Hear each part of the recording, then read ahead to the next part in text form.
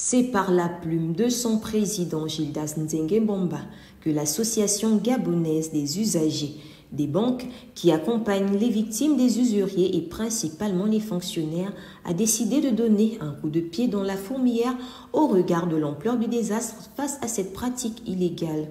En effet, dans un courrier adressé au ministre de la fonction publique, Louise Boucandou Moussavou, en date du 16 mai 2024, la GUB appelle à des mesures fortes afin de préserver le tissu social des familles gabonaises. C'est un constat accablant que le responsable associatif dresse dans cette correspondance.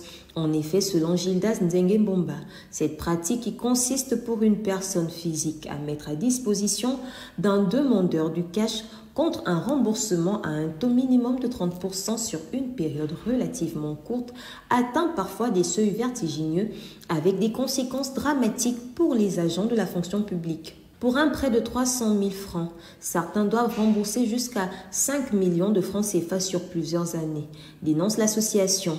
Allant plus loin, le président de la GUB indique qu'en termes de garantie, les usuriers en viennent à déposséder les victimes de leurs cartes bancaires.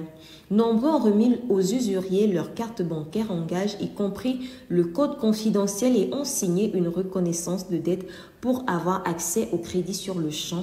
Pour d'autres, des prélèvements sont effectués directement chaque mois sur leur compte bancaire durant plusieurs années, poursuit-il. Devant un tel désastre, l'acteur associatif appelle le ministre de la fonction publique à diligenter une enquête afin de mettre en lumière les principales causes, les manifestations et conséquences de cette forme de précarité, dans son proposer aux membres du gouvernement des pistes de solutions afin de court-circuiter cette pratique.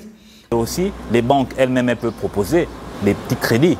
Donc si la banque, si le client souhaite recourir à un crédit moyen long terme, il pourra recourir à sa banque. Mais s'il souhaite avoir des fonds d'urgence, des fonds rapides, il pourrait recourir par exemple à son employeur. Donc pour le cas des fonctionnaires, il pourrait recourir à la direction de la solde et bénéficier de ce système d'avance sur solde-là qui pourrait se faire sans intérêt parce que ça a déjà existé au Gabon. Rappelons que le prêt d'argent entre particuliers est puni de 5 ans d'emprisonnement et 10 millions de francs CFA d'amende. Gageons que Louise Boucandou Moussavou saura prendre cette mesure adéquate afin de protéger les agents de l'État contre cette forme de précarité.